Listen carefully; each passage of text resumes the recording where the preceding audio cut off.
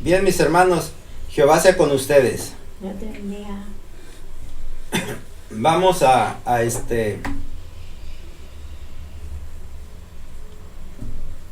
vamos a continuar en este estudio, en parte con el tema que ya se había visto, que hemos estado viendo. ¿Alguien se acuerda de lo que estamos viendo? Del tema anterior.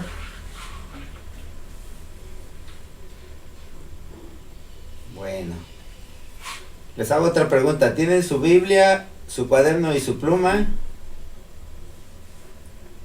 Bueno, vamos a continuar. El tema, como lo están viendo ahí en la presentación, se llama Origen, Formación y Actualidad de la Iglesia de Jesucristo.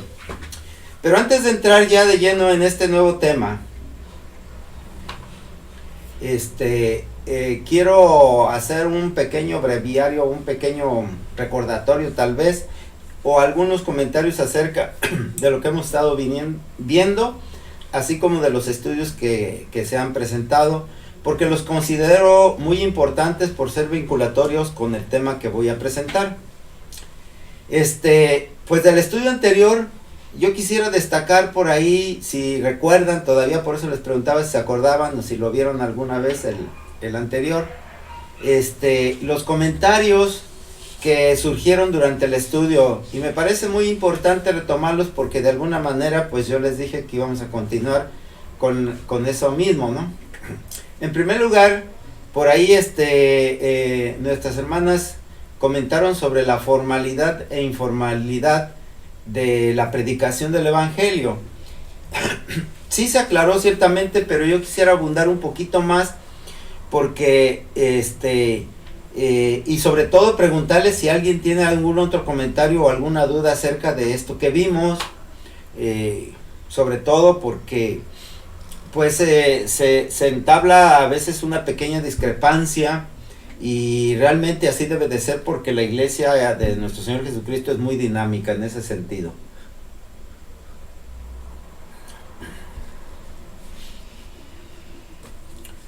Bueno, igualmente ahí, y yo para recordarles, mis hermanos, le comentábamos sobre que nuestro Señor Jesucristo realmente no estableció una iglesia formal, puesto que Él se dedicó a predicar el Evangelio. El Evangelio es la buena noticia, y en síntesis se resume como el reino de los cielos se ha acercado a vosotros. Además, como dice en la Escritura, Él vino a traer pues salud a los enfermos, vista a los ciegos, pero sobre todo la esperanza del entendimiento y de la esperanza de la promesa gloriosa de nuestro Dios de poder llegar a su reino. Y sobre todo lo más importante es que hacerlo de una manera relativamente sencilla, fácil, porque depende prácticamente de nosotros, del que quiera. Tal vez por ahí alguien diga, es que en la Escritura dice que no es del que quiere ni del que desea, sino del que Dios tiene misericordia. Ciertamente, estoy totalmente de acuerdo, pero miren, mis hermanos, nuestro Dios tiene misericordia de todos nosotros. Tan misericordia tiene que nos dio a nuestro Señor Jesucristo para que nos enseñara, y luego todavía nos dio para que Él en lugar nuestro muriera y redimiera todas nuestras faltas, o más bien la condición pecaminosa por la que pues sería muy complicado, muy difícil llegar a su reino. Entonces, pues claro que Él quiere, que Él nos ama. Entonces queda la otra parte, que verdaderamente es que si nosotros queremos. Ahí en ese sentido, bueno, nuestro Señor Jesucristo, para decirnos todo eso, no estableció un formato, una organización, un lugar, porque hay que recordar que ya existía el templo, ya existía todo un ritual dentro del pueblo judío. De hecho, él mismo se ceñía a todas esas ordenanzas, leyes y tradiciones que nuestro Dios, por cierto, les impuso. Y él la seguía como miembro de ese pueblo judío. Ahora bien, eso es por un lado. Por el otro también surgió algo al respecto del nombramiento de quienes están capacitados o pueden predicar el evangelio. Hay que recordar que nuestro Señor Jesucristo escogió 12 y llamó a 12 hombres de muy diversa índole, pero sobre todo teniendo en común que eran hombres humildes, y los llevó con él, pero pues realmente vamos a decir que su labor prácticamente fue de acompañamiento, porque toda la labor la hizo nuestro Señor Jesucristo. Y a final de cuentas, pues de manera muy general, se los dijo a ellos y a todos los que le seguían, que pues dos mandamientos. Uno, del cual ya se tenía el antecedente dentro del segundo mandamiento que nuestro Dios impone al hombre, o a su pueblo y por extensión al hombre, que es el de amarás a tu prójimo como a ti mismo. Y nuestro Señor Jesucristo le hace una modificación o un enriquecimiento para no utilizar el que haya modificado un mandamiento de Dios, en el cual dice que Él nos conmina a amarnos los unos a los otros como Él nos ha amado. Y Él nos amó con todo lo que tenía, con toda su vida. Entonces, pues, Tarea puso la vara muy alta, pero no imposible. Claro que se puede cumplir. Y bueno, esa es precisamente la enseñanza que nos deja y es a donde nos abocamos nosotros dentro de nuestra iglesia. Y esa es una tarea en todo caso que los sacerdotes, predicadores o pastores tendríamos para con los feligreses. Y aquí precisamente lo que entró en discusión es ¿cómo se nombran? ¿Por qué? Bueno, por el hecho de que se decía que en nuestra iglesia, en nuestra congregación, las mujeres pues no se les nombra sacerdotes. Sin embargo, en un caso especial, y esto en la Ciudad de México, pues dos de nuestras hermanas ya se encargan de dar estudios. Por ahí una de nuestras hermanas hacía la aclaración que claro que podrían dar estudios, pero no podrían ser cabezas de iglesia. Por supuesto, le doy la razón porque ninguno de nosotros en absoluto puede ser cabeza de iglesia. La única cabeza de la iglesia es nuestro Señor Jesucristo. Y nosotros, pues a veces en nuestra soberbia o en nuestra altivez podemos organizar una iglesia, una reunión o algo y de la cual pues obviamente somos cabeza. De hecho, así han surgido algunas de nuestras derivaciones y de algunas iglesias parecidas a la nuestra, de que alguien por su iniciativa pues empieza a reunir personas, pone su casa, empiezan a estudiar la escritura y se va formando y formalizando esa iglesia. Otras han surgido de otra manera y de muchas otras maneras que bueno, es muy variado. Sin embargo, sí, dando razón al comentario de nuestra hermana en cuanto a que realmente el ser cabeza de una iglesia es una gran responsabilidad y que la verdad es que a veces nos quedamos muy cortos quienes pretendamos de alguna manera hacerlo. Pero a final de cuentas, aquí lo que quiero destacar es el hecho de que no hay quien nombre o quien tendría la autoridad para nombrar sacerdotes, representantes, obispos, etcétera, de una iglesia. Es decir, yo creo, a no ser que esté equivocado, y pues yo le preguntaría a nuestra hermana Gloria Andrade, que ha participado mucho, por cierto, que quién sería realmente el que debería de nombrar a los sacerdotes o dirigentes de las iglesias.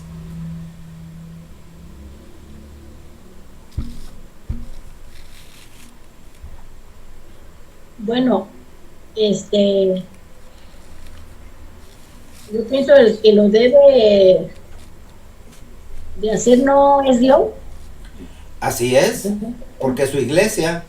Entonces, Y te pregunto a ti, mi hermana, por una sencilla razón, porque tu respuesta que dices aquella vez me pareció muy congruente.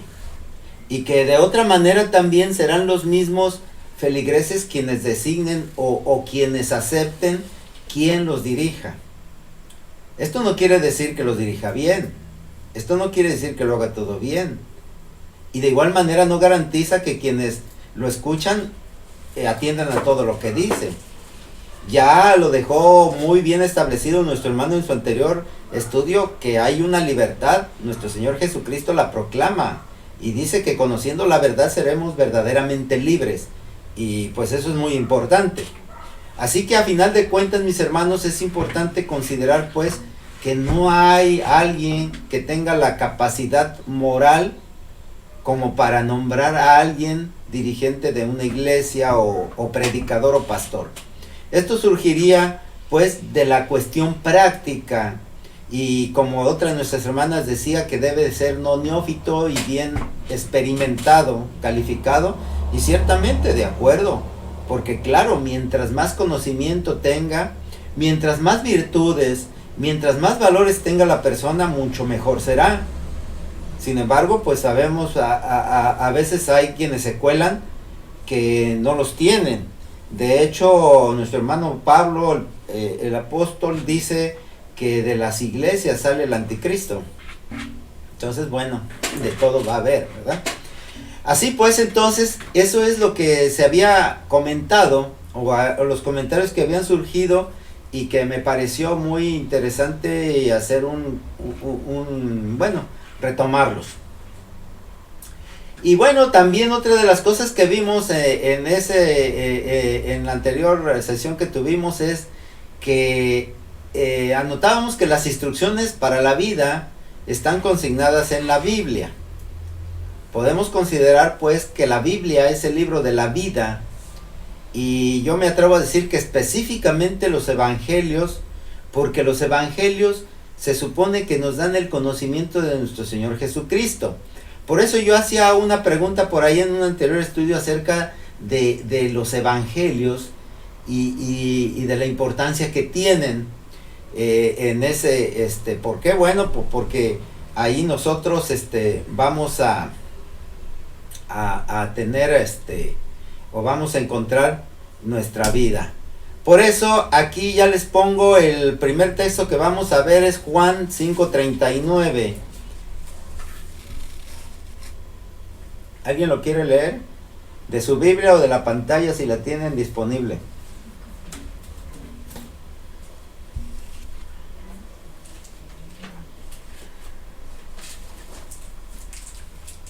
Leo. Sí, adelante. Dice, escudriñad las escrituras, porque a vosotros os parece que en ella tenéis la vida eterna, y ellas son las que dan testimonio de mí. Así es. Bien, gracias.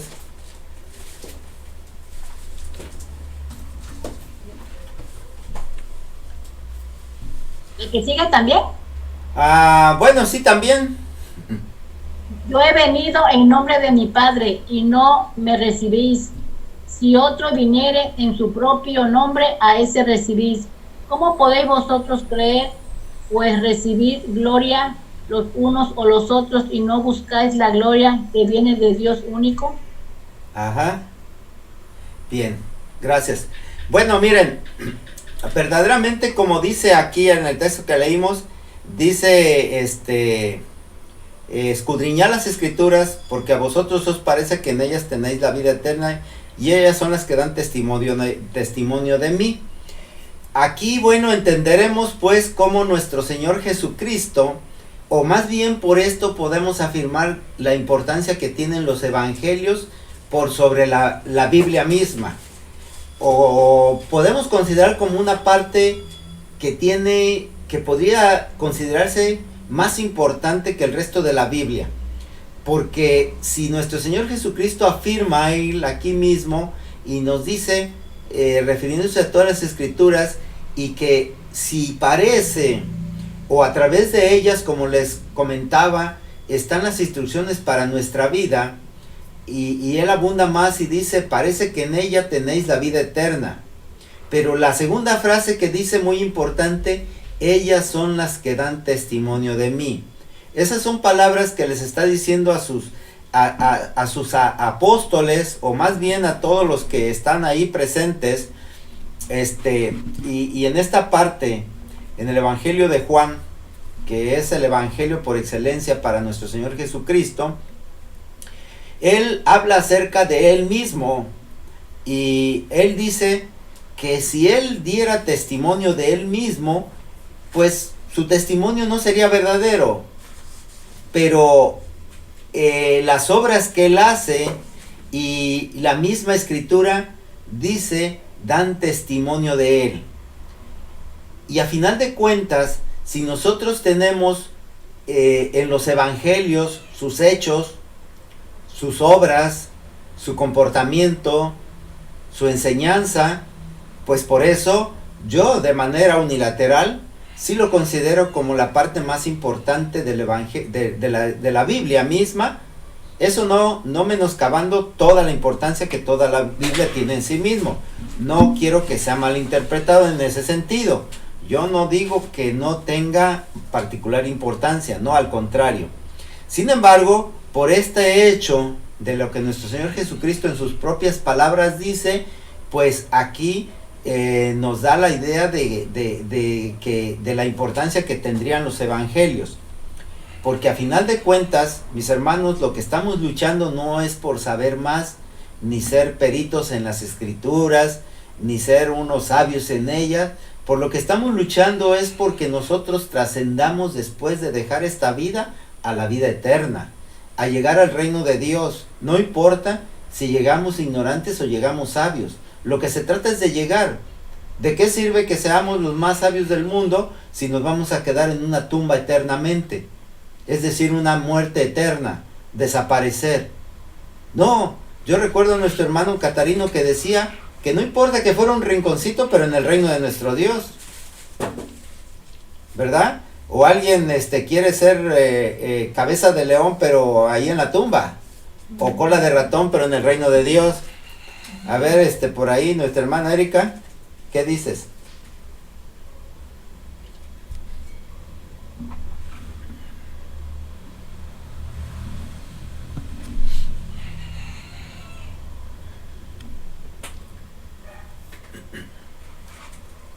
Bueno, dice también nuestro Señor Jesucristo más adelante, ahí mismo, en este capítulo del libro del Evangelio de Juan, dice: yo he venido en nombre de mi Padre y no me recibís.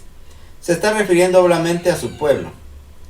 Pero aquí es lo interesante, dice: si otro viniere en su propio nombre, a ese recibiréis. Fíjense qué curioso con lo que hoy actualmente se vive el cristianismo. Y voy a referirme a la religión, específicamente al cristianismo, porque es a lo que a nosotros nos interesa. Porque esto es común en todas las religiones. A veces, ¿cuántos no se han autonombrado apóstoles, profetas, ángeles del Señor, y que hacen su publicidad y así se presentan? Y parece que esto, yo no sé si lo sacaron de aquí, de lo que nuestro Señor Jesucristo dice, o Él, claro que lo sabía, porque esto siempre ha ocurrido así. El hombre siempre ha querido su gloria. Por eso Él dice más adelante: ¿cómo podéis vosotros creer? Pues recibís gloria los unos de los otros, y no buscáis la gloria que viene del Dios único. Entonces, a veces basta con que esa persona sea lo que se le dice algo carismático. Y de ahí surgen pues personajes como, pues ¿a quién nombraríamos? A ver, un ejemplo. A ver, mi hermana Erika, para que te actives. Dame un ejemplo de un personaje carismático que la gente lo siga hasta donde va y cómo va. Hay muchos. Pues del espectáculo, ¿no? De lo que sea. Por ejemplo, alguien carismático pues era Paco Stanley, ¿no? Por ejemplo, yo recuerdo. Bueno, vamos a actualizarnos. ¿Qué te parece a Bad Bunny, el conejo malo? Ok. Ya viste lo que causó, la euforia que causó, acaba de causar acá en México. ¿Sí? Personajes como esos, y imagínense el arrastre que tienen de las personas y de la gente. Y bueno, esto porque no sé, yo quiero ponerlos de ejemplo, porque es muy fácilmente que hablemos de ellos y que no dejen huella, no lo van a dejar, porque a pesar de que lo siguen miles de personas, no dejan nada que sea útil ni inútil. Y no quisiera hablar entonces de personajes que arrastraron gente y que dejaron mucho mal o mucho bien. Pero al final de cuentas, las palabras que dice nuestro Señor Jesucristo aquí, cuando él dice, yo no voy a dar testimonio de mí, yo no los voy a conseguir a convencer por lo que yo les pueda decir o no decir. Escudriñen las escrituras, vean ahí y ahí van a encontrar el testimonio de mí. ¿Y por qué habría que escudriñar las escrituras? A ver, Maribel, en base a lo que dice nuestro Señor Jesucristo, ¿por qué hay que escudriñar las escrituras?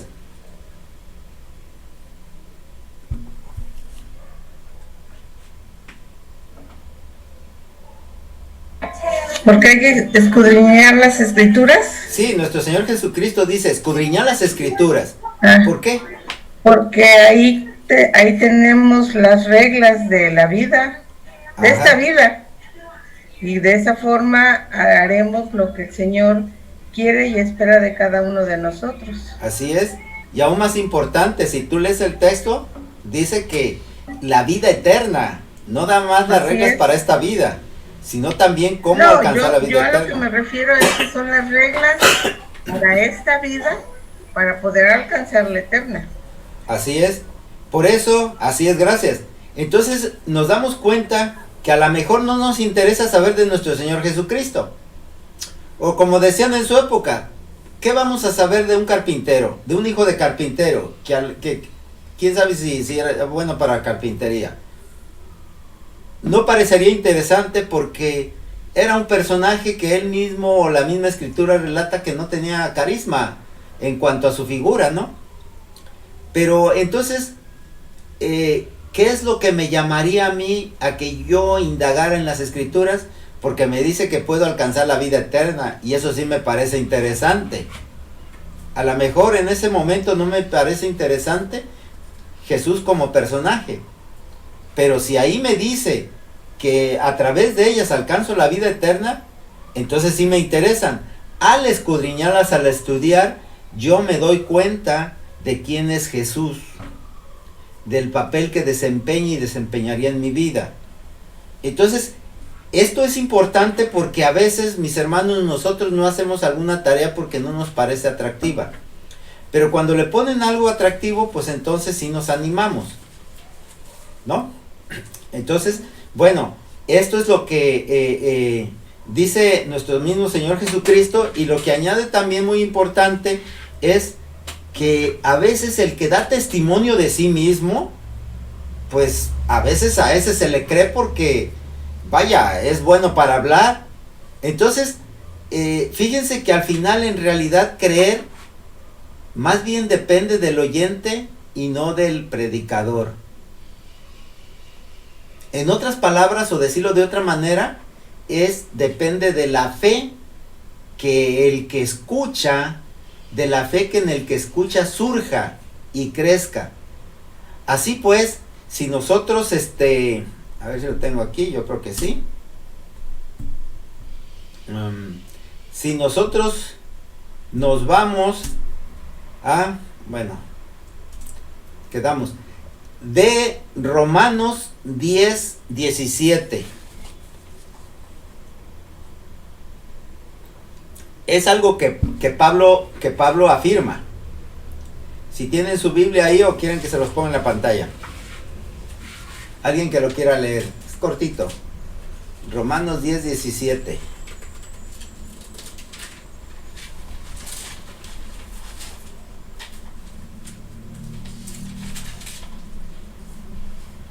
Leo. ¿Sí? Así que la fe es por el oír y el oír por la palabra de Dios. Así es, tan simple como esto. Entonces ya ven que realmente no va a depender mucho o lo importante no es quién lo predica, sino que quien lo escucha y quiere atenderlo. Por eso Pablo, hablándole a los romanos, les dice esto que es muy importante.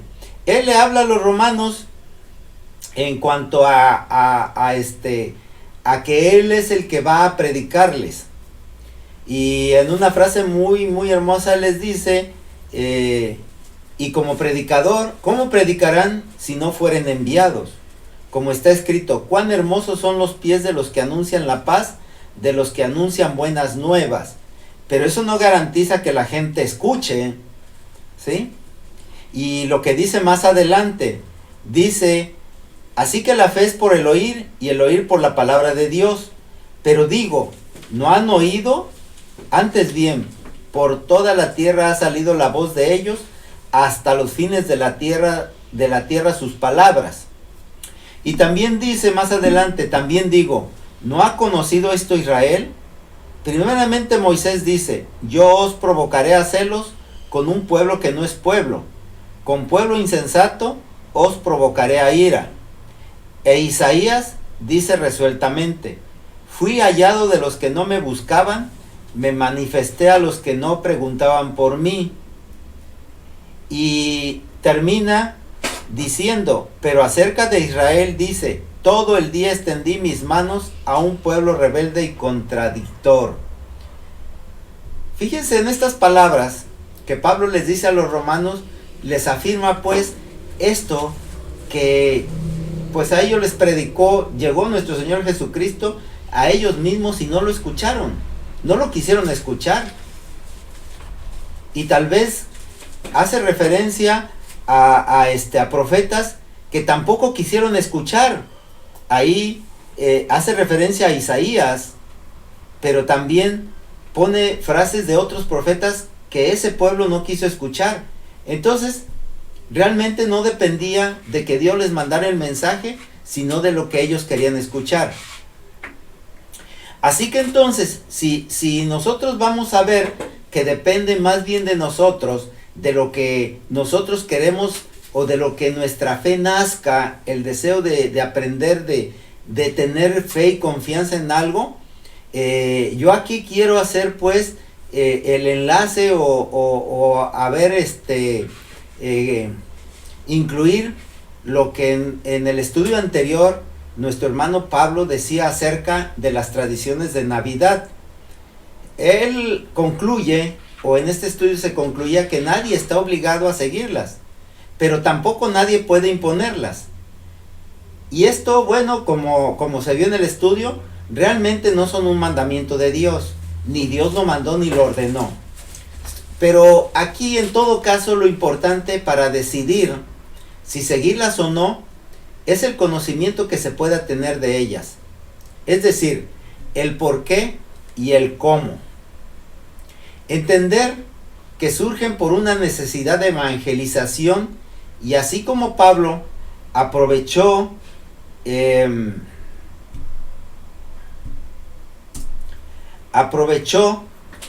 un espacio, una costumbre o algo que sucedía en Atenas para enseñar, de esa misma manera pues podemos ver el valor que puedan tener esto o tuvieron en su momento, pero que ese valor no es per se, es decir, para siempre.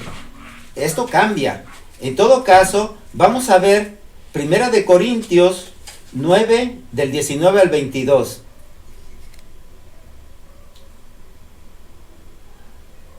Leo. Sí, gracias, adelante. Por lo cual, siendo libre de todos, me he hecho siervo de todos para ganar a mayor número.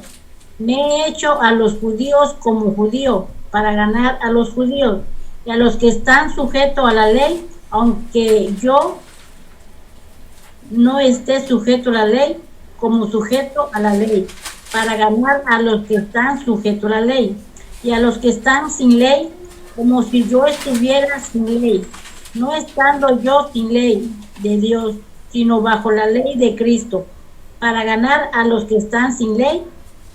Me he hecho débil a los débiles, para ganar a los débiles. A todo me he hecho de todo, para que de todos modos salve a algunos. ¿Sí? Entendemos ahora entonces que la justificación que se podría dar en esa época, cuando los primeros evangelizadores de la iglesia también aprovecharon muchas de las tradiciones de los pueblos. Y esto en realidad tiene una lógica muy simple. ¿Por qué? Bueno, porque miren, precisamente lo que sobre el estudio que daba nuestro hermano Pablo acerca de la Navidad, pues es una fecha muy significativa para todos los pueblos, porque es un cambio de estaciones muy importantes, ¿sí? El sol tiene un recorrido que se llama declinación, y eso da lugar a las estaciones. En ese recorrido que hace el sol, en realidad lo que pasa es que la Tierra se está inclinando mientras se va trasladando alrededor del mismo sol, y esa inclinación hace que los rayos del sol se reciban con un ángulo diferente según se va inclinando la Tierra, de tal manera que cuando quedan a 90 grados llegan con toda su intensidad, pero cuando llegan con una inclinación mayor, a veces ni se ve el sol, o a veces dura todo el día el sol, dependiendo de cómo esté la inclinación. Pero puesto que los pueblos antiguamente dependían sobre todo de la agricultura y ganadería, y la posición del sol influye directamente tanto en el clima como en las cosechas, etcétera, todo eso hace que haya producción o no la haya. A veces hay sequías, etcétera, y bueno, hoy se ha complicado mucho el clima, pero antiguamente era muy constante porque no había tanta contaminación y era más puro todo.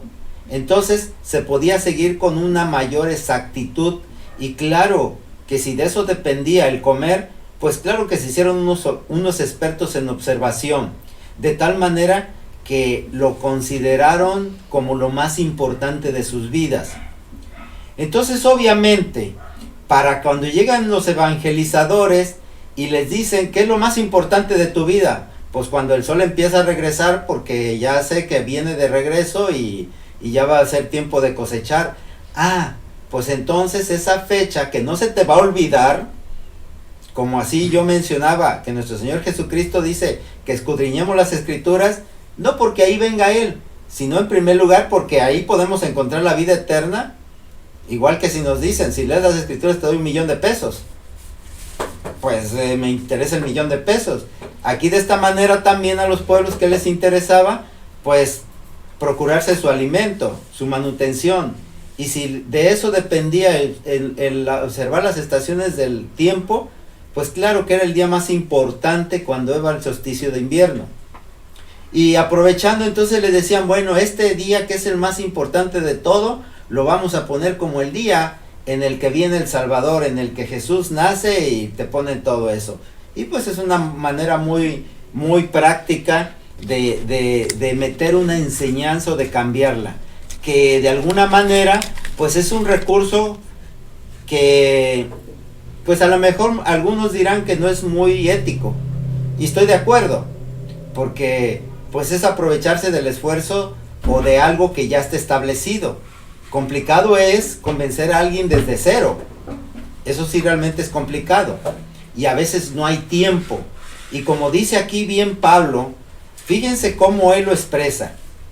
Dice, por lo cual, siendo libre de todos, es decir, Pablo no tenía compromiso con nadie, me he hecho siervo de todos. ¿Para qué? Para ganar un mayor número. Me he hecho a los judíos como judío. Hay que recordar que Pablo atacó pues lo que Pedro imponía, que era la circuncisión, ley de los judíos, y que la estableció nuestro Dios específicamente para su pueblo.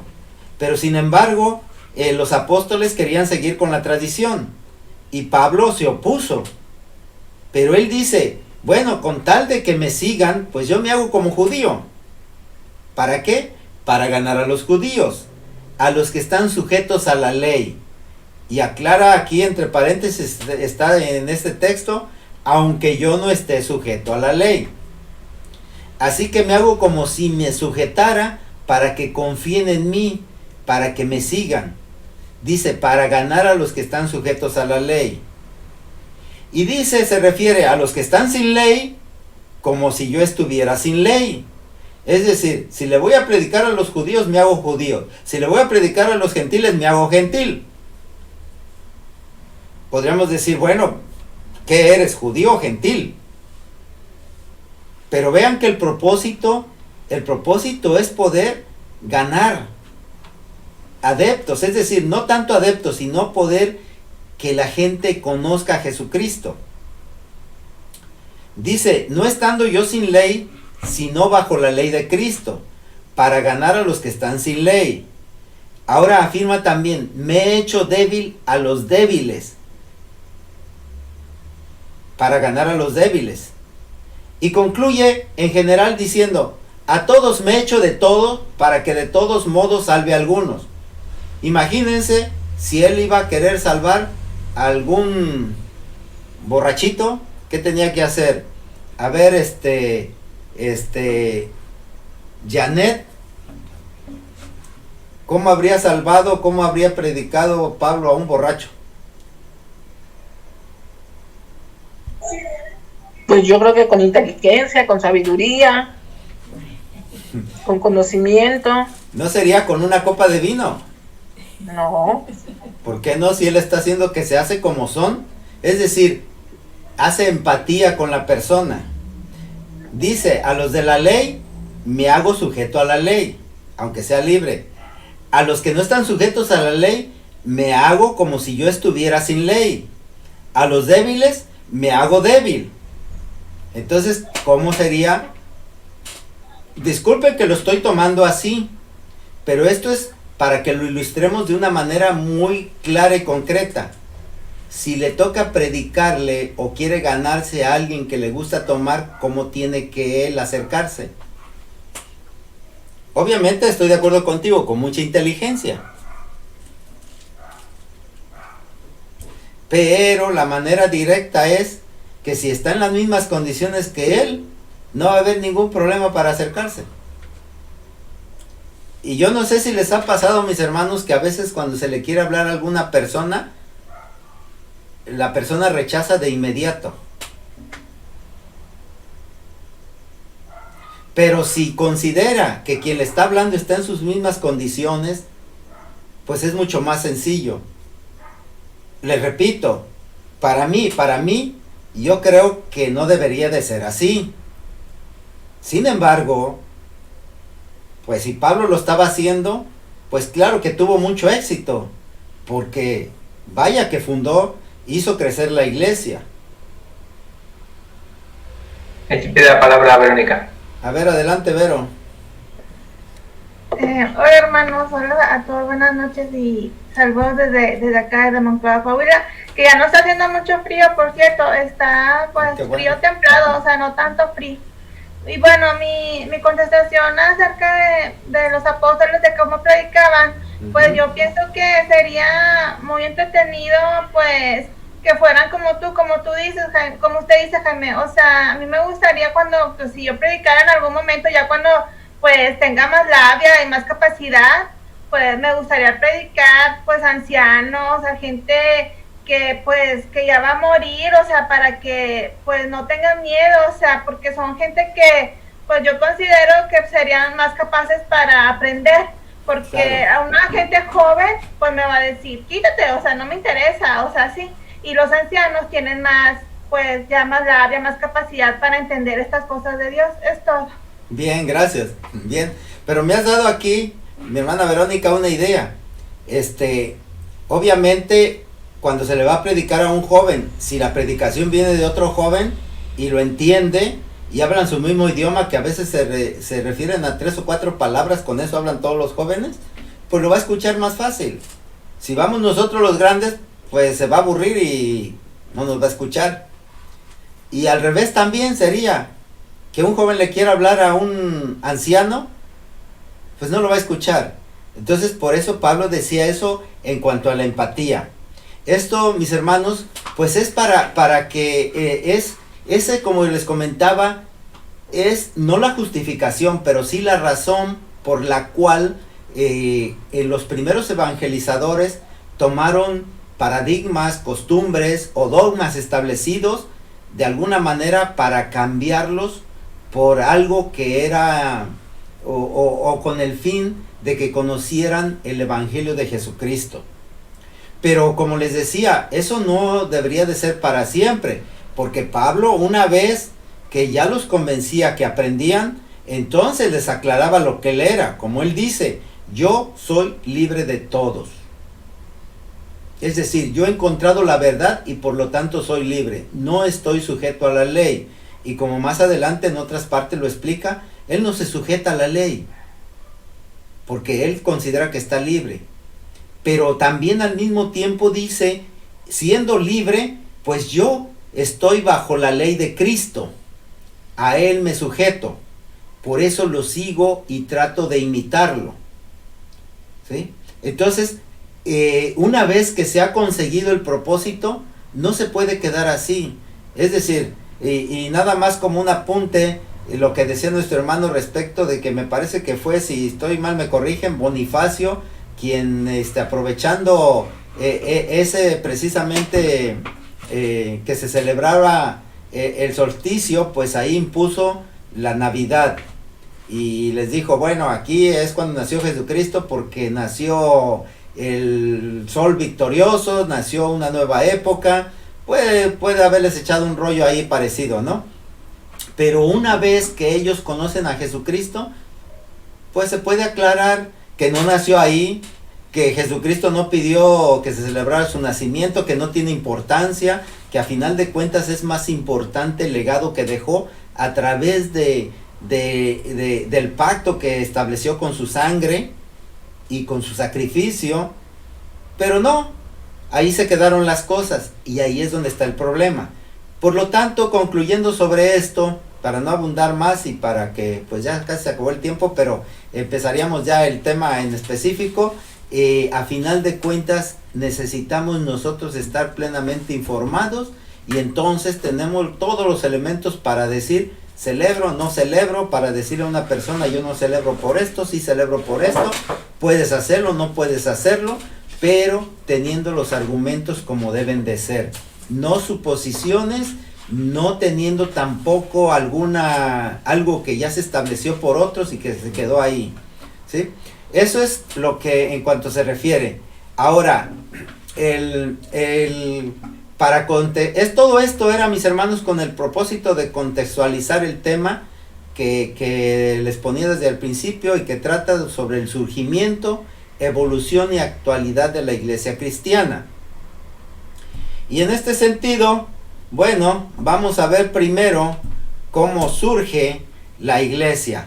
Ahí dentro del estudio nuestro hermano preguntó sobre cuáles eran las religiones abrámicas o de dónde. Pues ya se los puse, así que para qué les pregunto, ¿no?